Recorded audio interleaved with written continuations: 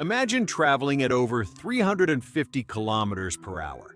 That's faster than most commercial airplanes take off, while making split-second decisions that could mean the difference between victory and disaster. That's Formula One, not just a race, a war of engineering, strategy, nerve, and raw human talent. Formula One is the pinnacle of motorsport.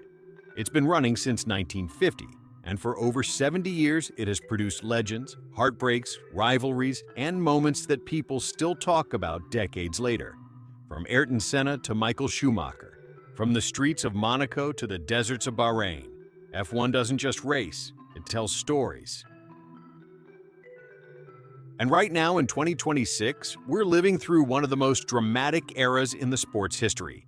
New cars, new engines, new teams, and a championship that no one can predict. So what does the 2026 grid look like? Let's set the scene. This season is a complete reset. New power unit regulations have shaken up the order. Cars now run on a 50-50 split between combustion engines and electric power. New manufacturers entered the sport. Audi is finally here, and Cadillac made history as the first new team to join since 2016. At the front, McLaren's Lando Norris comes in as the reigning world champion, defending his first title against a hungry field. His teammate? Oscar Piastri, another young gun with fire in his eyes. Ferrari brought in Lewis Hamilton. Yes, that Lewis Hamilton, seven-time world champion, alongside Charles Leclerc. Two Alpha drivers, one garage. That's either a recipe for greatness or chaos.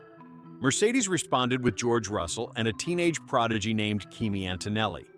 Russell actually won the season opener in Australia. Antonelli finished second. Mercedes is back. And then there's Max Verstappen, four-time world champion, still at Red Bull, still dangerous. He recovered from 20th on the grid in Australia to finish 6th, just to remind everyone he's not going anywhere. Aston Martin, now guided by the legendary designer Adrian Newey, has Fernando Alonso, a man who has been racing in F1 since 2001 and still hasn't given up on a third world title. It's stacked, it's volatile, and every single race, someone gets surprised. But today, we want to talk about someone who isn't on that grid anymore. Someone whose absence actually makes the sport feel a little less colorful. A guy who turned podium celebrations into an art form. We're talking about Daniel Ricciardo. Born on July 1st, 1989 in Perth, Australia, to an Italian-Australian family. His dad, Joe Ricciardo, used to race at the local Barbagallo Raceway, and little Daniel would watch from the sidelines. By the time he was 9, he was already behind the wheel of a kart. By 14, he was national champion. He climbed the motorsport ladder the hard way. Formula BMW, Formula Renault, British Formula 3, winning the British F3 Championship in 2009 as a complete rookie. That got him noticed by Red Bull, who signed him to their junior program.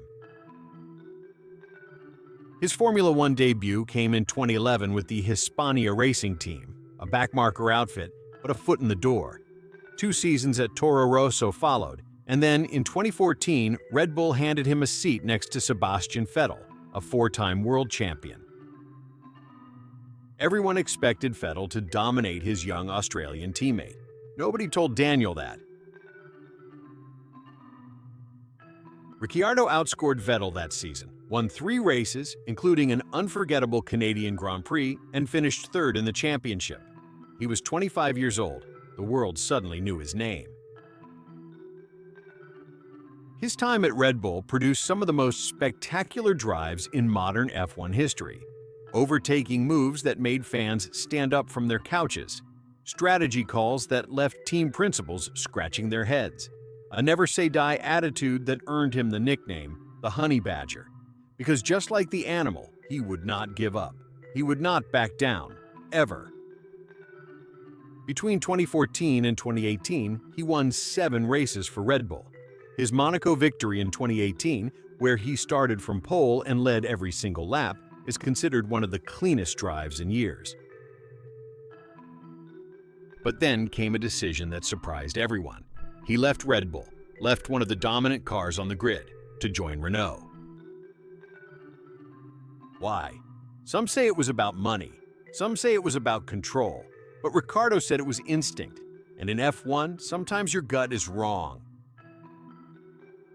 The Renault years, 2019 and 2020, were hard. The car wasn't there, the results weren't there, but he kept smiling. He kept pushing. Then came McLaren, and in 2021, in Monza, the Temple of Speed, he gave McLaren their first Italian Grand Prix win in almost a decade. It was the happiest moment of his later career. The shoey came out, that legendary celebration where he drinks champagne from his racing boot, and the whole paddock erupted. But the joy didn't last. He never clicked with the McLaren car. Lando Norris, his young teammate, was faster, week after week. McLaren dropped him before his contract was even up. He came back in 2023, mid-season, for AlphaTauri, Red Bull's junior team, trying to prove he still had it. He showed flashes, but then in 2024, after the Singapore Grand Prix, they dropped him again to make way for Liam Lawson. And that was it. On September 5, 2025, Daniel Ricciardo officially announced his retirement from racing. 258 Grand Prix, 8 wins, 32 podiums, 3 pole positions. But the numbers don't tell the real story.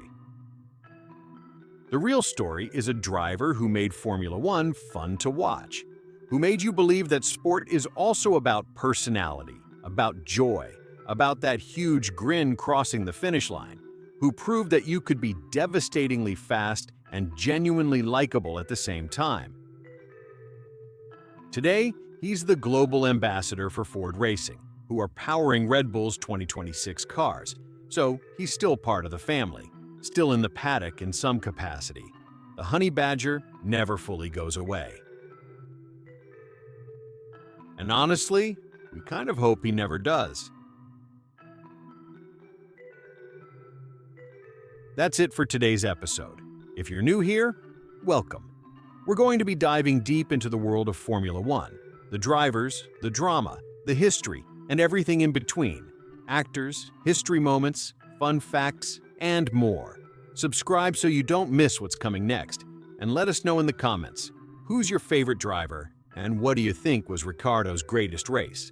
We'll see you next time. Remember, this was about Daniel Ricciardo. This is On Your Planet.